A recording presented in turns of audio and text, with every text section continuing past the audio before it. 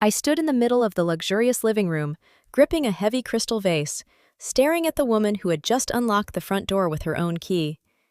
Peeking out from behind her trench coat was a little boy, a spitting image of my fiancé, Philip. "Who on earth are you?" she asked, her voice ice cold. "And what are you doing in my husband's apartment?" In that single fraction of a second, 4 years of my relationship shattered into microscopic pieces. I didn't know yet that to Philip, I wasn't his beloved fiancé, but a human shield, a crazy stalker, and the perfect alibi he had been using for years to cover up a monstrous secret life. I am 26 years old, and my name is Celeste. Until recently, I considered myself the happiest girl in the entire world. My fiancé, Philip, was 29. We had been dating for 4 years, and were actively planning a lavish dream wedding. We first met at a charity gala dedicated to supporting young contemporary artists and designers.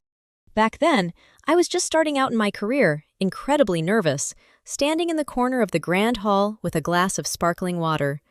Philip appeared out of nowhere.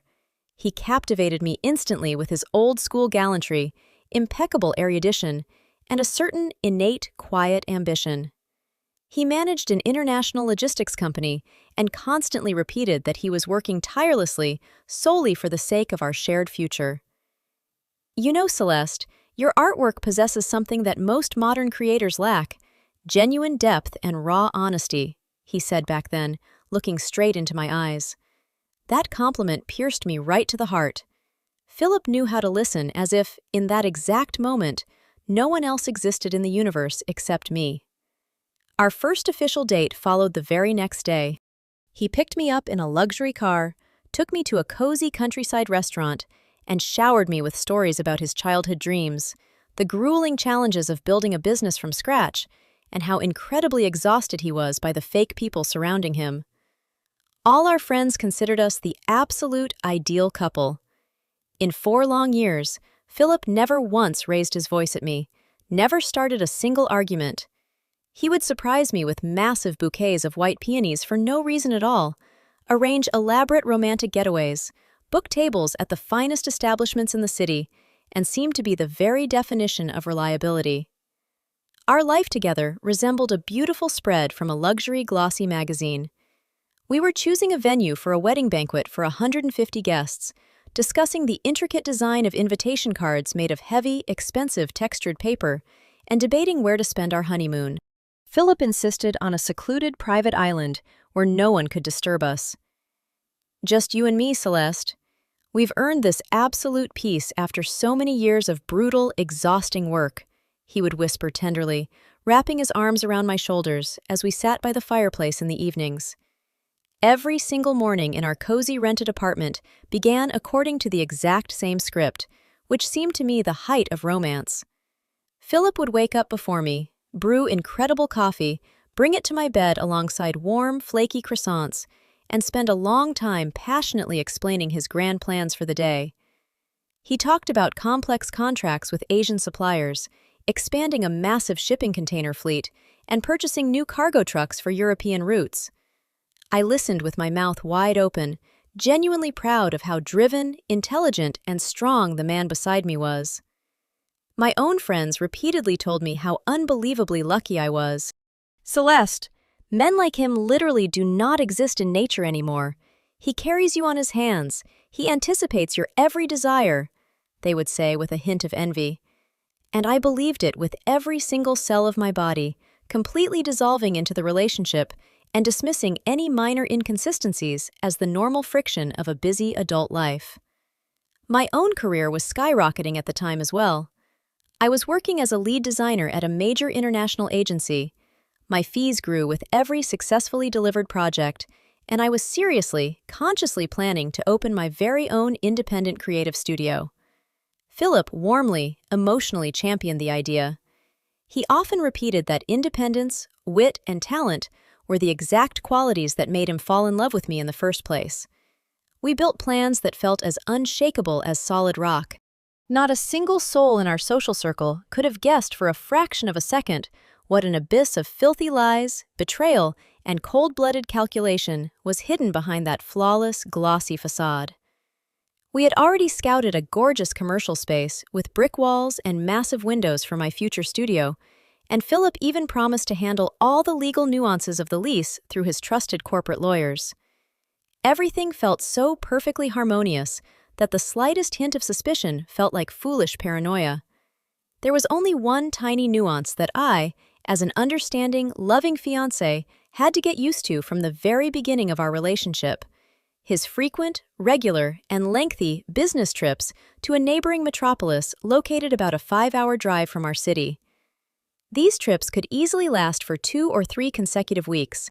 Philip explained that a new, vitally important branch of his logistics company had opened there, requiring his constant, rigid personal supervision and presence at all key negotiations.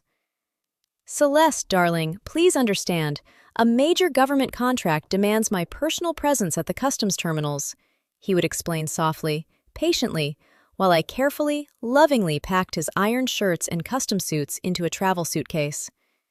"Just bear with me a little longer, sweetheart.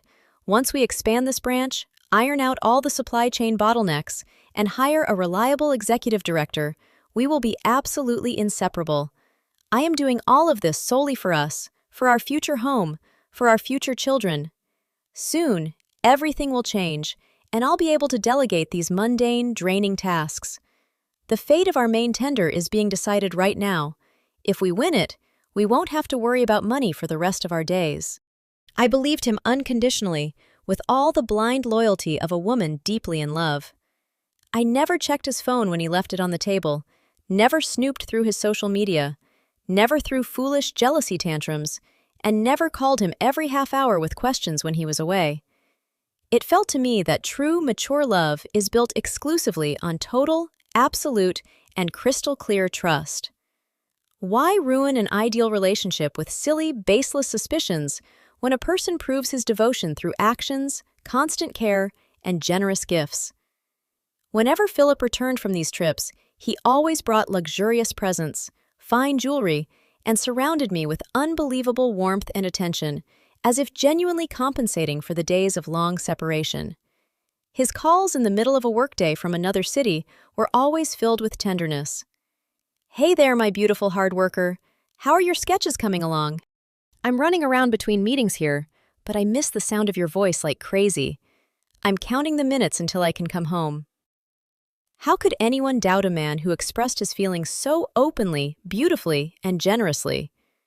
3 months ago, Philip took a step that completely, in my eyes, dissolved any remaining, even microscopic doubts about his honesty, transparency, and seriousness of intent. He legally granted me a notarized power of attorney to manage his newly acquired luxury property in the very heart of the city. It was a spectacular, massive penthouse with panoramic windows on the 30th floor of an elite residential complex, which he had purchased shortly before. I am constantly on the move, tearing between cities, and someone needs to handle the utility bills, manage the contractors, the cleaning services, communicate with the building management, and keep track of important mail from the developer.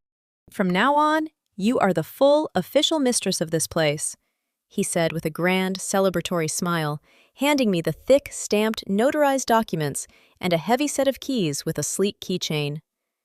"Design everything according to your own taste. Choose the furniture, the materials. After all, this is our future family nest. I want you to feel like the owner of my home even before we officially exchange rings at the registry office." I felt like I was on cloud 9. For hours, holding my breath, I would walk through the spacious, empty rooms flooded with golden sunlight, mapping out where our king-sized bed would stand, which tiles to choose for the master bathroom, and how to arrange a cozy terrace overlooking the city sunsets. I picked out curtains, ordered samples of expensive fabrics for the living room sofa, and planned multi-level ambient lighting. Every detail of this interior was saturated with my dreams of our future life together. I was absolutely certain that this was our future home, where we would be happy and raise our children. But in a twist of fate, it was this very power of attorney that ultimately became the primary, lethal weapon used against him. Philip didn't have the slightest clue that by trying to offload the mundane domestic chores of the property onto me, he had handed me the exact key to a secret closet full of skeletons. It all started when Philip urgently, desperately required a massive sum of cash for his business, which was allegedly taking a hit due to a sudden market crisis. On that ill-fated evening, he came home unusually pale, sullen, disheveled, and emotionally drained. He looked completely unrecognizable. His expensive Italian leather shoes were covered in dust, and his tie was carelessly, crookedly loosened. For a long time, he paced silently back and forth across the room, unable to find peace, nervously rubbing his temples and endlessly refreshing some charts on his smartphone. To all my anxious questions, he merely waved his hand dismissively and let out heavy, theatrical sighs. Finally, when deep night fell, he collapsed helplessly on his knees right before me, buried his head in my lap, and hid his face in my palms. His shoulders shook with small, convulsive tremors, as if he were fighting back tears. Celeste, forgive me. It is unbearably, profoundly humiliating for me to ask you this, but I have run into a brutal, completely unforeseen cash flow gap, he uttered hollowly, intensely, without lifting his eyes. The foreign investors are delaying a crucial wire transfer due to stupid bureaucratic red tape at the customs terminal. If I do not pay the international maritime logistics fee for the containers right now, within the next 48 hours, the contract of my entire life will simply default, the firm will instantly go bankrupt, and I will face criminal charges for breach of supply lines. I need $40,000. Just for a couple of months, I swear to you on everything holy, until the situation completely stabilizes and the bank releases the frozen payments. I just don't know who else to turn to. All my personal and corporate accounts are locked until the audit is resolved. You are my absolute last hope, Celeste. If it's not you, I am utterly ruined. I actually had that money. I had been saving it for several years from my hard-earned design fees, carefully hoarding every single cent to open my own independent creative design studio. It was my long-held, hard-won dream, a leap toward total professional independence for which I had worked 16 hours a day, with no weekends or vacations, denying myself almost everything. But when your future husband, the person with whom you intend to bind your entire existence, stands on the very brink of financial and personal annihilation, how can anyone doubt, hesitate, or be selfish? Is true family not about mutual aid and self-sacrifice in a moment of dire crisis? I thought to myself that if I refused him now out of greed for my savings, then all my words about love, devotion, and support were worth absolutely nothing. Without a single shred of hesitation, I opened my laptop, logged into my online banking portal, and transferred the entire sum, $40,000, to the bank details he provided. Philip transformed instantly. He frantically kissed my hands, calling me his guardian angel, his savior, his goddess, and vowed that he would never forget this noble, selfless sacrifice as long as he lived. You saved my life, Celeste. Now I know for a fact that with a woman like you by my side, I am not afraid of any life storms or adversities. Our wedding will be the greatest celebration.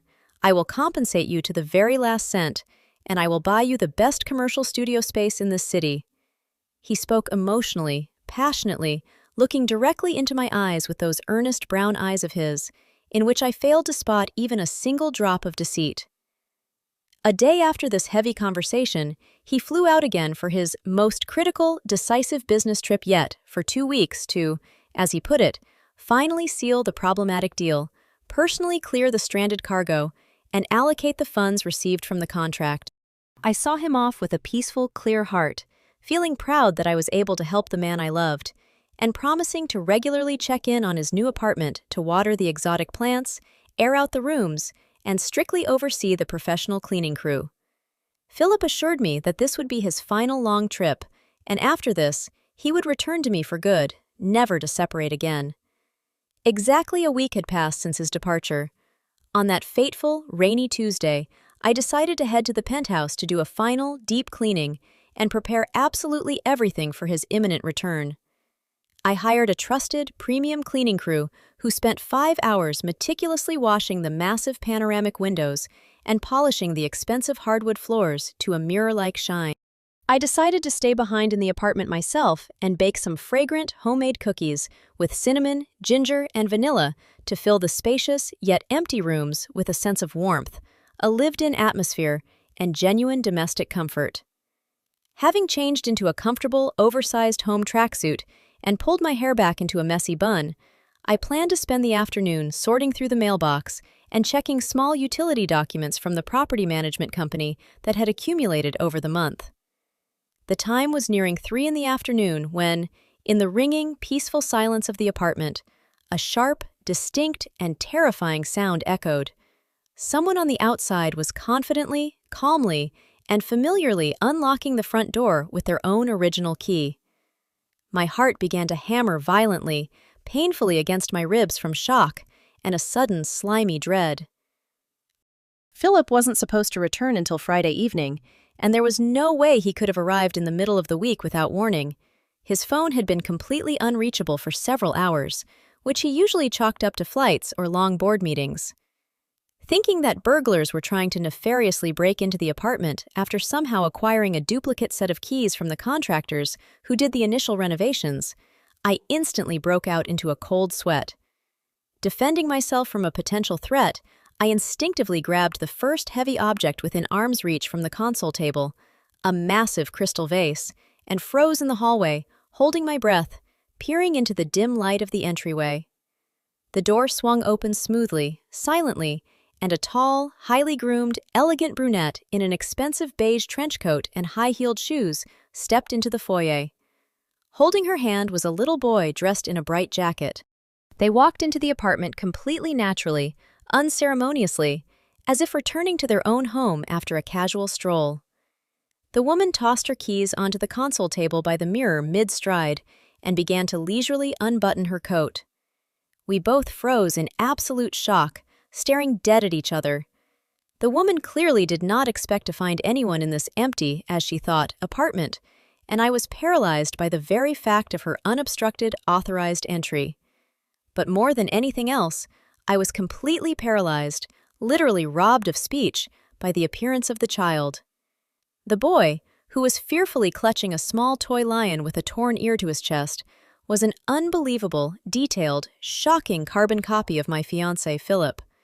The exact same chestnut curls, the exact same stubborn arch of the eyebrows, the exact same characteristic nose shape, structure of the eyes, and that barely noticeable dimple on the chin when he frowned against the bright hallway light. This familial resemblance was impossible to mistake for anything else in the world. My mind desperately refused to accept the blinding, undeniable genetic evidence standing right before me. A frantic part of me was still trying to conjure a foolish excuse.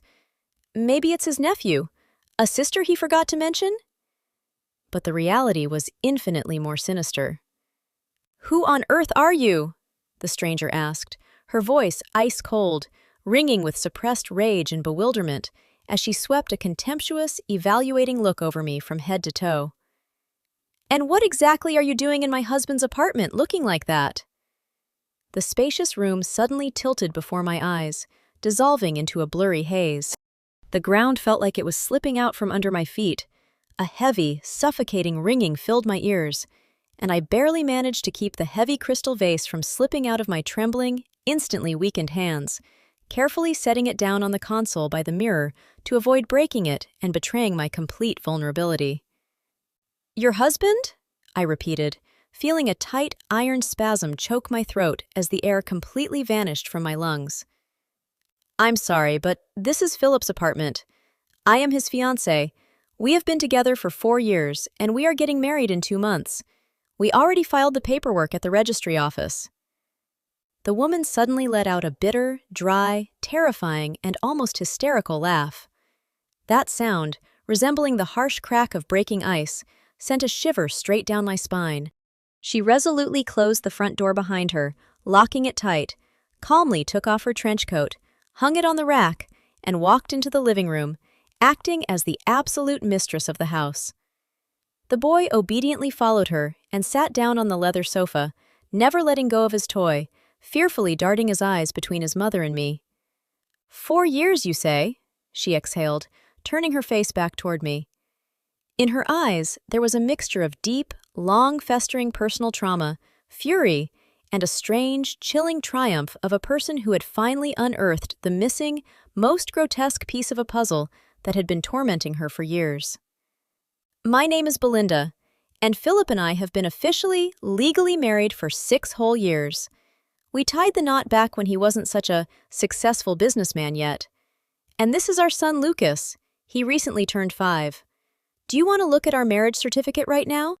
Or maybe family photos from our recent vacation that he supposedly spent at a vitally important scientific symposium and business forum in Europe while you were faithfully waiting for him at home baking cookies? Every single word stabbed into my consciousness like a sharp, white-hot blade, obliterating all my memories, all my 4 years of perceived happiness, 6 years of legal marriage, a 5-year-old son growing up with a loving father.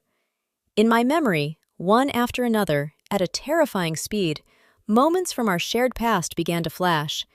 His rare, brief texts from past business trips, complaining about terrible hotel Wi-Fi, insane schedules at the terminals, promising to return soon to hold me close.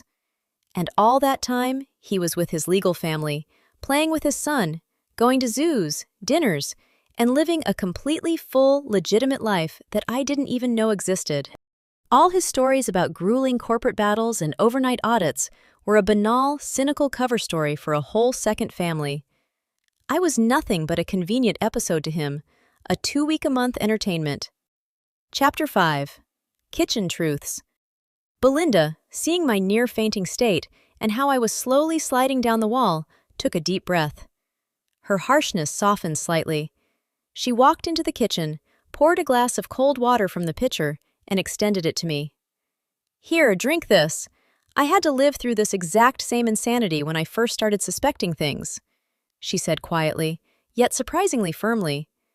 There was no hysteria in her voice, only the deep, burnt-out certainty of a person who had wept all her tears long before today. I took a sip, feeling the icy water burn my throat, but it brought no relief.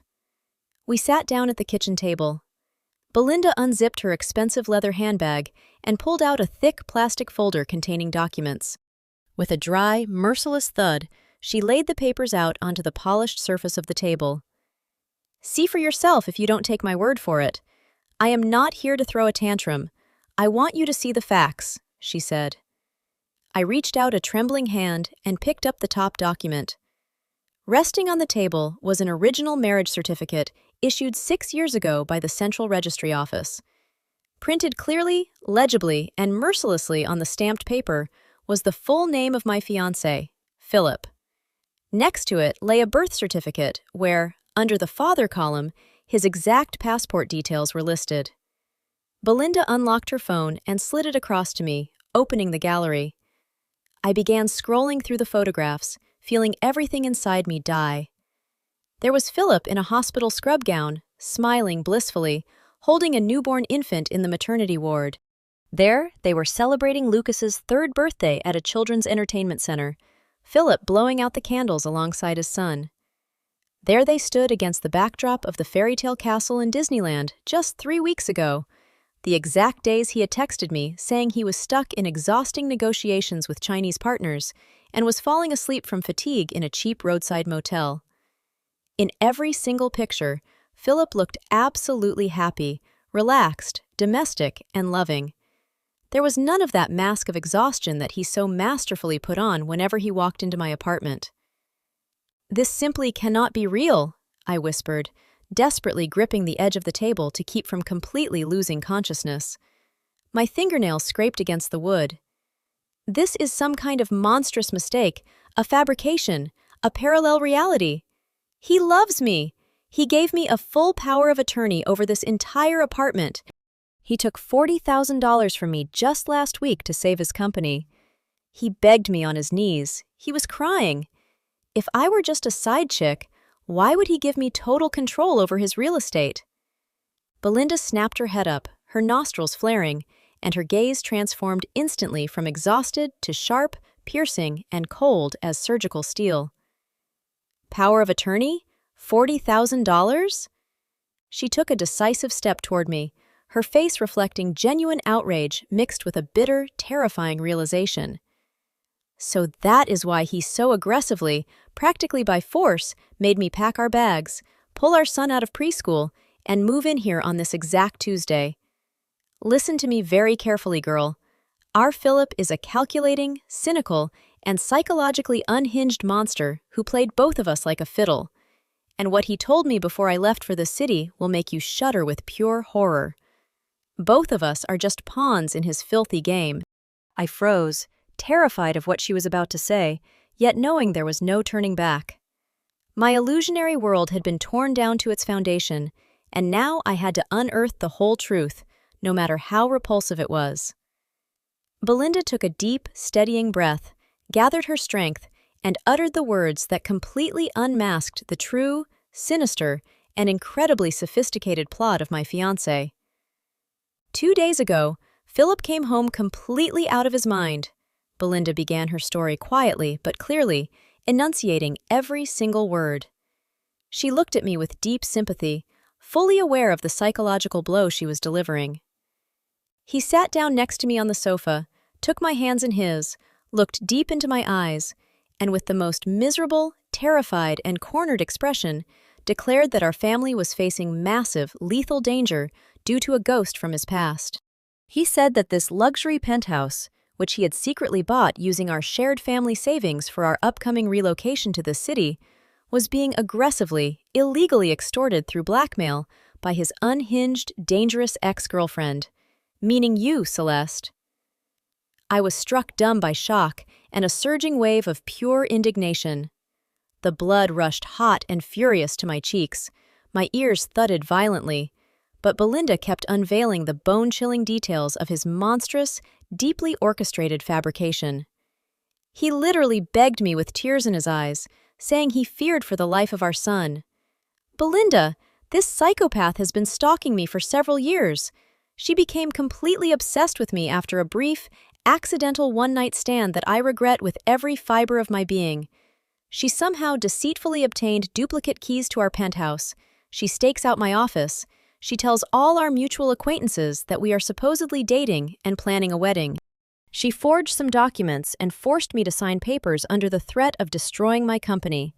She is completely delusional, dangerous, and has a documented psychiatric record. I am terrified to enter that apartment alone. She threatens to destroy my reputation, douse everything in acid, and ruin my business. Please, my love, pack our bags, take our son Lucas, and go to the penthouse right now, on Tuesday. Live there for a couple of weeks. Make sure the neighborhood is safe. Check if she tries to ambush you at the entrance. If this crazy stalker sees that a real, legally wed, happy family with a small child is living in the apartment, she will realize she has zero chance, fear criminal prosecution and public exposure, and finally back off for good. Meanwhile, I will handle this legally through the police, my connections, and trusted defense attorneys." A cold, numbing sweat broke out across my spine, instantly replaced by a roaring wave of righteous, burning fury. There it was. The puzzle pieces in my mind finally locked into a singular, horrific, logical, and entirely cynical picture. That was why Philip needed the general power of attorney in my name. That was why he so urgently, imploringly handed me the keys 3 months ago and begged me to regularly, specifically on Tuesdays, come over to check on things, manage the bills, receive the cleaning crew, and look after the place. He knew my work schedule inside out, down to the exact hour. He knew precisely when I would be inside this penthouse because I myself had joyfully, with all my heart, shared my interior design timelines with him. Philip had intentionally dispatched Belinda and their child at that exact time, perfectly calculating down to the minute that we would inevitably collide head-on within the enclosed space of the apartment. According to his twisted, sadistic blueprint, Belinda was supposed to see me as a deranged intruder who had broken into a stranger's home with a crystal vase in her hands, and I, traumatized by the sudden appearance of his legal wife and child, was supposed to erupt into a wild, uncontrollable screaming fit, crying, throwing accusations, thereby completely, 100% solidifying my status as a dangerous, unhinged psycho in the eyes of his spouse. This scumbag used me as a human shield against his own family and his financial downfalls. If I had tried to seek justice after this nightmare, trying to call his parents, relatives, or mutual friends, every single one of them would have already been warned, poisoned, and prepped by his lies. That is the crazy ex who stalks Philip, broke into his apartment, and threatened his little boy, Lucas. He was slamming our heads together like gladiators in an arena just so he could walk away completely unscathed, preserve his marriage, pocket my $40,000, and frame me as the sole villain of this entire catastrophe. He expected us to instantly hate each other, drag each other through a trashy catfight, while he would appear in the finale like a noble knight in shining armor who restored order and called the police. He wanted to get rid of me using my own hands, ensuring that I would flee out of sheer shame and fear of criminal stalking charges, never to mention his debt again. "He called me a crazy stalker?" I screamed in a wild, uncontained fit of pure rage, tears of humiliation bursting from my eyes, burning the skin of my face. "I gave him all of my hard-earned life savings, every single cent I hoarded for years, working around the clock. For 4 years, I faithfully waited for him to return from fake business trips, baked for him, washed his clothes, packed his suitcases. I lived only for him. I believed every single word that came out of his mouth." Belinda looked at me intently, silently, and all her initial hostility completely, entirely dissolved into a deep, genuine sense of female empathy and solidarity. She walked over to me, placed her hand firmly on my shoulder, and gave it a reassuring squeeze. That touch snapped me back to reality better than any medicine. Instead of engaging in an ugly brawl, screaming, and fighting over a man, exactly as Philip so desperately hoped, calculated, and planned, we saw each other for what we truly were: comrades in misfortune, victims of the exact same cynical, merciless liar, narcissist, and dangerous sociopath. "What a profoundly selfish, calculating, and predatory piece of trash," Belinda uttered quietly, a hiss in her breath, clenching her fists until her knuckles turned stark white. "To think he lied to me for years, claiming he was traveling to construction sites in your city just to secure our retirement, buy this penthouse, and pay for our son's tuition at a prestigious academy. He constructed a flawless, minute-by-minute timeline, a literal logistics empire of deceit. 2 weeks playing the doting, exemplary father and husband with me, 2 weeks playing the passionate, single, romantic, and devoted fiancé with you.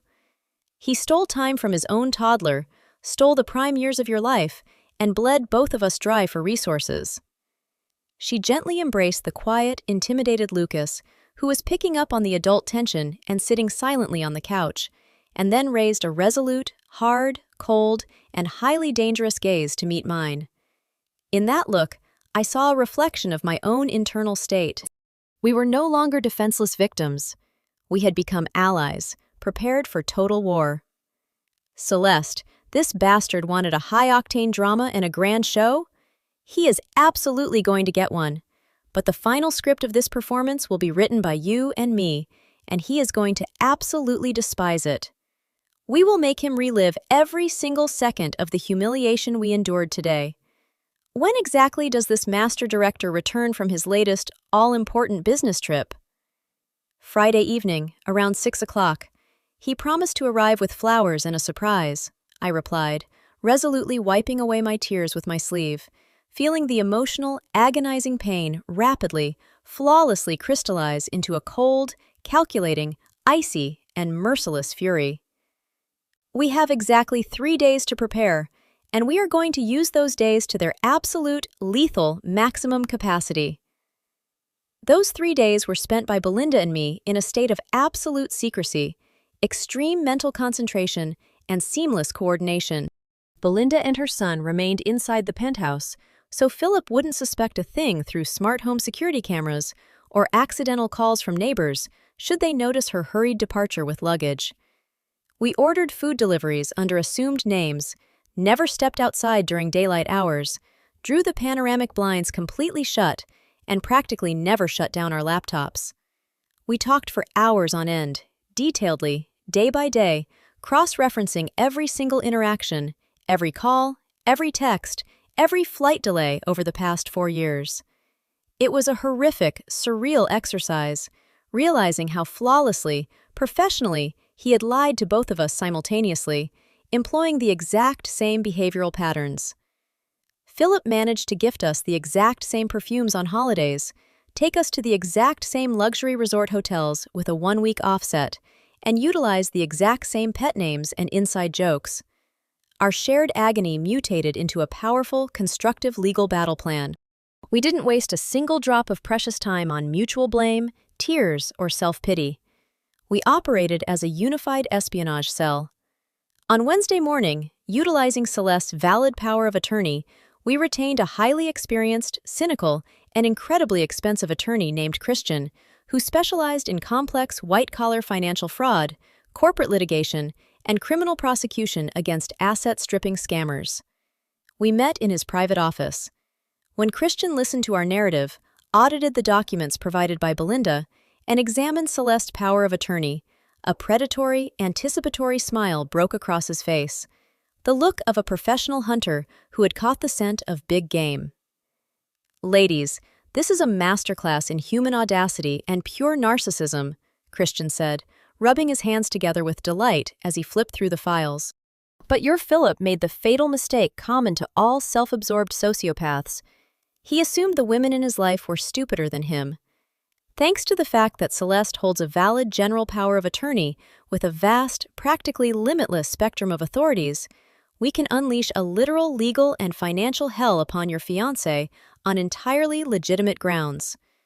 We are going to instantly pull every hidden financial ledger, bank statement, wire routing history of his firm, and the original purchase agreements for this penthouse." The results of the expedited forensic audit that Christian and his team executed in a matter of 48 hours left us in a state of deep shock, while simultaneously handing us a devastating, lethal weapon against Philip. It turned out that the official logistics firm Philip boasted about, the one whose logos were embossed on his premium business cards, was nothing more than a beautiful, overblown marketing shell, a pre-bankruptcy Ponzi scheme kept afloat exclusively by endless debt shuffling across small commercial banks, and my $40,000. Philip was drowning in millions of dollars of debt to suppliers, cargo drivers, and counterparties. His business empire was imploding at a catastrophic speed. And the most repulsive part? My money, which I had given him in the absolute, sacred belief that I was rescuing his company and our joint future, never even touched his failing company's accounts to pay off creditors. That very same day, through a web of shell corporations, Philip routed the entire sum to a hidden offshore account registered under the name of a distant relative whom Belinda didn't even know existed. Philip planned to officially declare bankruptcy in the coming weeks, abandon his business, leave Belinda with a toddler and a mountain of toxic mortgage debt, leave me completely high and dry with wiped-out life savings, and flee the country with his hoarded criminal capital. The penthouse we were standing in had been purchased via a corporate mortgage tied to his failing company, and the payments were already months in default. Philip was merely buying time, cynically utilizing both of us as a temporary financial and social buffer to mask his grand escape. But the ultimate, devastating surprise awaited us in the penthouse master bedroom during a thorough sweep of the closets. In one of the furthest drawers of the walk-in wardrobe, buried beneath a pile of old winter clothes, we uncovered his old but fully functional tablet, which, due to an unbelievable oversight on Philip's part, remained synchronized to his primary smartphone via a shared cloud account. Philip had exhibited unpardonable, foolish arrogance, assuming I would never snoop through his things, and that Belinda would arrive far too terrified by his tales of a stalker to look around. There, inside an encrypted messaging app, we discovered a detailed, months-long chat history with his closest friend and partner in crime in these financial frauds. Philip, in plain English, using cynical jokes, emojis, and explicit language, bragged about how successfully he had milked that naive idiot Celeste for cash, how smoothly he manipulated her infatuation, and how technically he planned to dispose of her in the coming days by weaponizing his legal wife. She literally handed over her entire life savings down to the penny. Can you believe it? Thinks we're having a wedding in autumn. What a clown! I'm dumping Belinda and the kid at the penthouse on Tuesday. Celeste is bound to show up to clean. They'll slam into each other head-on. Belinda will instantly file a police report against her for stalking and breaking and entering. She'll be in total shock from meeting a stalker like that. Celeste will freak out, start losing her mind, and I'll tell everyone she's a psychotic basket case. All our friends and family will believe me. I've already prepped the ground. The cash stays safe in my offshore. The girl bails out of pure fear of jail time, and she ends up taking the blame for the whole thing anyway. Flawless plan, bro. I'm a tactical genius, Philip wrote to his buddy. For our attorney, Christian, this chat log was an absolute triumph. These screenshots, officially notarized, paired with the bank wire trails and offshore routing records, constituted a rock-solid, fully documented criminal offense, grand larceny and fraud on an egregious scale, committed by a conspiracy of parties via abuse of trust. The statute now facing Philip carried up to 10 years of real time in a maximum security prison. We carefully printed out all these materials in triplicate, sealed them inside heavy manila folders, and prepared for the final act of our retribution. And then arrived the long-awaited, fateful Friday evening, 6 o'clock sharp. The weather outside took a sharp, symbolic turn for the worst. The sky over the city bruised into heavy, leaden storm clouds, a violent, gale-force wind kicked up, and a torrential, freezing downpour began, hammering with immense force against the massive 30th-floor panoramic windows, as if underscoring the grim, fatal solemnity of the moment. Inside the apartment, a heavy, suffocating, ominous twilight reigned. Every single light across the rooms had been intentionally cut to engineer a total illusion of vacancy for Philip, or to make it seem like his plot had succeeded and a terrified Belinda was hiding out inside. Belinda and I sat motionless, holding our breath, side by side on the leather sofa in the living room, facing the front entrance dead on. Little Lucas was sound asleep in the furthest bedroom. We had intentionally put him to bed early and shut the door to insulate the child from the impending, destructive spectacle. In the corner of the foyer, their locks gleaming ominously in the shadows, stood 3 massive travel suitcases. Absolutely every single piece of Philip's personal belongings, including his designer clothes, shoes, luxury watches, colognes, and personal papers, which Belinda had mercilessly, methodically purged from every closet and packed away. Resting on the coffee table before us in a neat, razor-sharp stack were the prepared legal documents.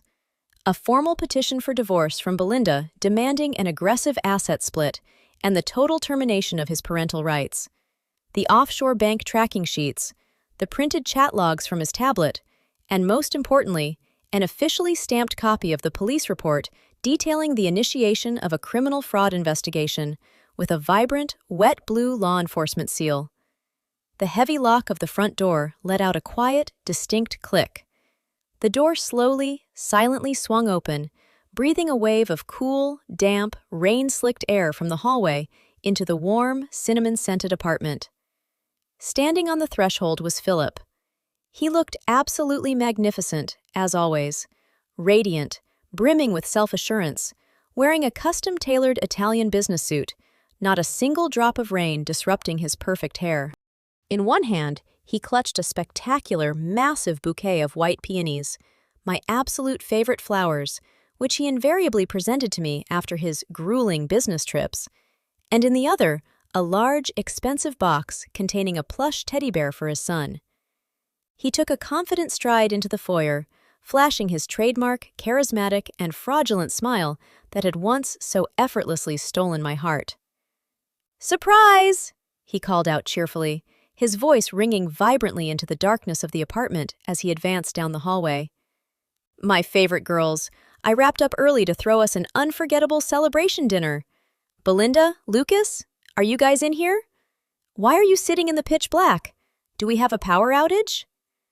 I reached out my hand calmly, without a single hint of haste, tremor, or hesitation, and flipped the wall switch. A bright, merciless, surgical blast of light from the massive crystal chandelier instantly flooded the entire living room in a blinding wave, stripping away any shadow or chance of hiding the true expressions on our faces. Philip winced violently against the sudden explosion of light, and when his eyes adjusted and finally registered the exact mise-en-scène waiting for him, the massive bouquet of peonies slipped from his weakened fingers with a dull, messy thud, scattering across the wet hardwood. The plush bear in its premium box tumbled right after the flowers, rolling across the floor. Seated before him on the sofa in a profound, ringing, dead silence were the two of us, shoulder to shoulder. Belinda stared at him with the dead, hollow gaze of a woman who had completely, permanently excised a man from her heart, while I looked Philip dead in the eyes, a piercing, ice-cold stare, my arms calmly crossed over my chest. His manicured face instantly, in a fraction of a microsecond, turned a sickly, ashen gray, losing every drop of its healthy tan. The fake, practiced smile vanished instantly, warping into a grotesque, twitching grimace of pure, primordial animal terror, the look of a predatory beast caught dead in a steel jaw trap. He panicked, his eyes darting frantically back and forth between me and his legal wife, his lips moving convulsively and silently like a fish gasping for air on dry land, unable to force a single coherent syllable out of his parched throat. All his polished veneer, all his arrogant self-importance evaporated in a single breath. Celeste? Belinda? What is going on here? Is this some kind of sick joke? A prank? He finally rasped, struggling for air, taking an instinctive, cowardly step backward toward the safety of the exit door, his back to the corridor. What is happening is the natural, just, and highly educational finale of your cheap directing, Philip, Belinda delivered in an ice-cold, triumphant tone. She rose slowly, with immense dignity from the sofa, walked over to the coffee table, and lifted the prepared folders of legal documents in her hands. Say hello to your luggage over there in the corner of the foyer. You are being evicted from this apartment, out of my life, and out of the life of our son. Permanently. Right now. Your contract as a husband and a father has been terminated, and believe me, you won't be seeing a dime of severance. You are a non-entity, Philip. Belinda, please, wait. Listen to me. Let me explain. You've got it all wrong. Philip erupted in terror, lunging forward, nearly tripping over the discarded peonies on the floor, attempting to drop to his knees to grab the hem of her clothes, but she stepped back in pure disgust, as if avoiding a leper. You just don't understand what's happening. You've been cruelly deceived. This girl, Celeste, I told you about her. She is completely psychotic. She's a dangerous lunatic. She somehow used trickery and lies to break into our home. She's threatening our family. She staged this entire confrontation to tear us apart. Celeste, get the hell out of my apartment right now, or I swear to God I will call the police this second, file charges, and have you locked behind bars for the rest of your miserable life. You are a stalker. You have broken into private property. I rose slowly, calmly from my seat, picked up the heavy, stamped copy of the police report from the table, and took several measured, confident strides directly toward him, closing the distance to an absolute minimum, feeling a ringing, absolute certainty of my righteousness vibrating within me. Go ahead and call them, Philip.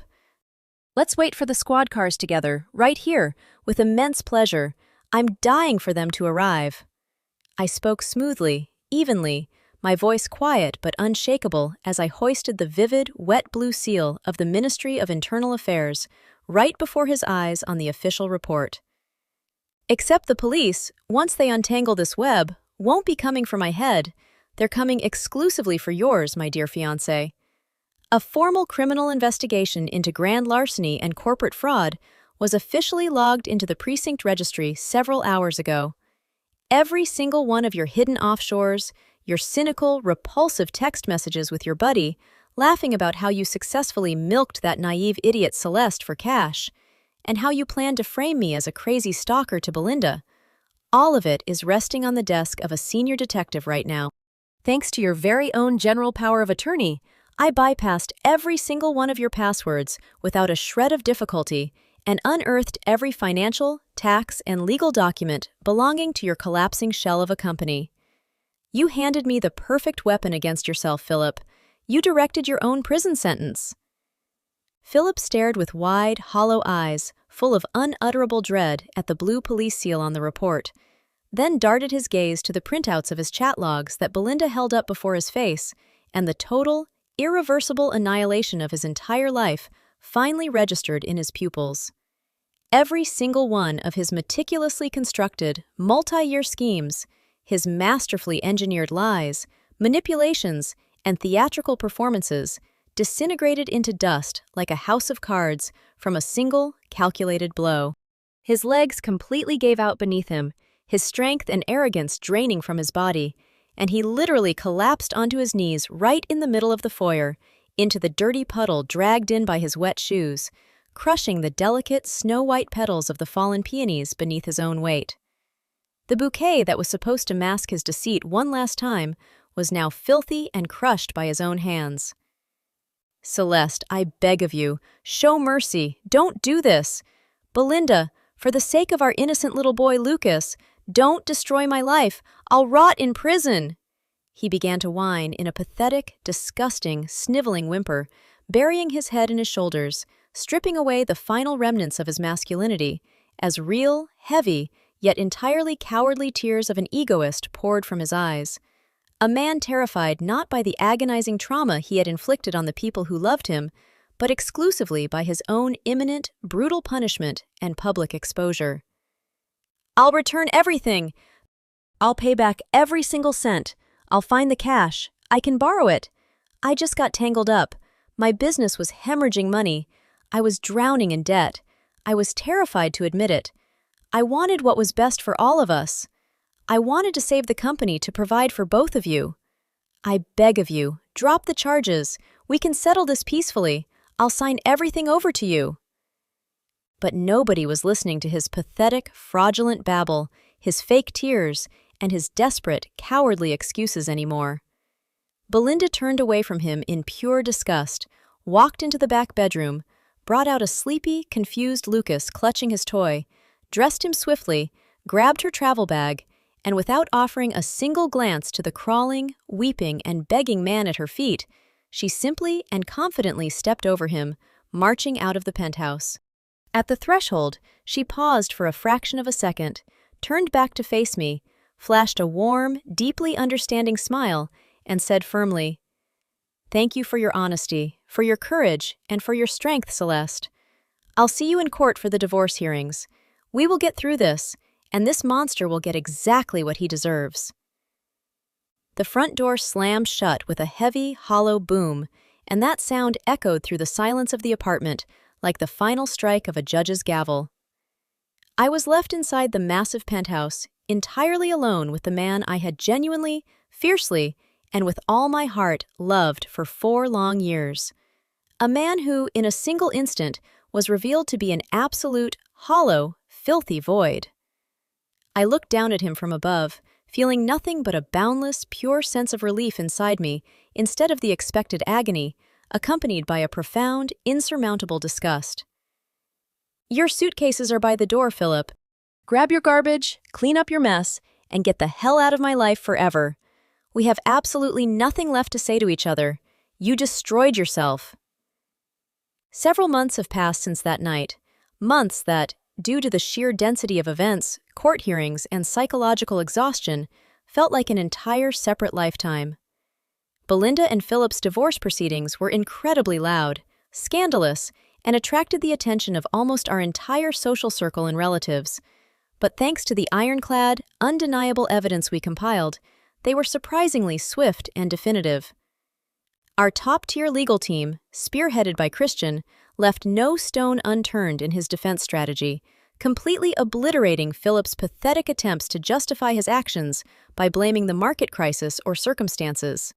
The court sided unconditionally with the betrayed wife and mother. Philip was stripped of his rights to absolutely all real estate, including his stake in his parents' countryside estate, which he had somehow managed to leverage as collateral, and the vast majority of their marital assets. He was hit with astronomical, unprecedented child support mandates for Lucas and rigidly restricted in his visitation rights. He can now only see his child a couple of times a month, strictly during daylight hours, and exclusively in the presence of child welfare officers and Belinda herself, who refuses to trust him for a single microsecond. As for my personal grand larceny and fraud lawsuit, the criminal case was driven to its logical, brutal conclusion. To evade a real, severe, and very lengthy sentence in a maximum security penitentiary, a reality our attorney Christian outlined with chilling legal precision, Philip was forced to enter a full guilty plea and accept a plea bargain with the prosecution.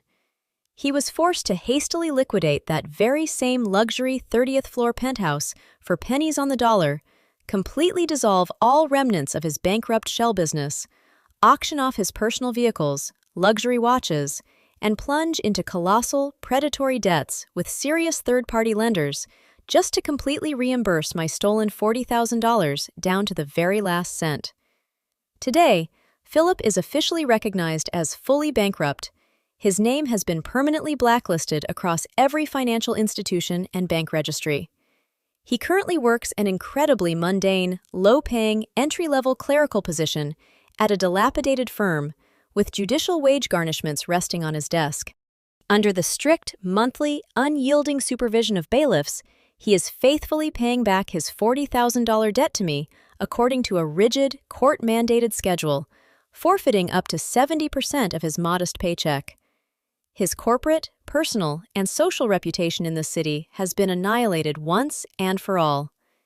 Every single one of his former business partners, investors, friends, and even immediate family members have turned their backs on him in deep shame after Belinda and I personally provided them with the shocking, undeniable proof of his multi-year double life, his cynical frauds, and his readiness to throw the people closest to him under the bus just to salvage his own skin. Philip has been left entirely alone with his broken, pathetic existence, living in a rented, run-down apartment on the very edge of the city, reaping the bitter harvest of his own egoism. Belinda and I didn't become inseparable best friends who go shopping or grab coffee every single day. After all, our heavy, deeply traumatic shared past carries a certain psychological weight, involuntarily reminding us of the ultimate betrayal.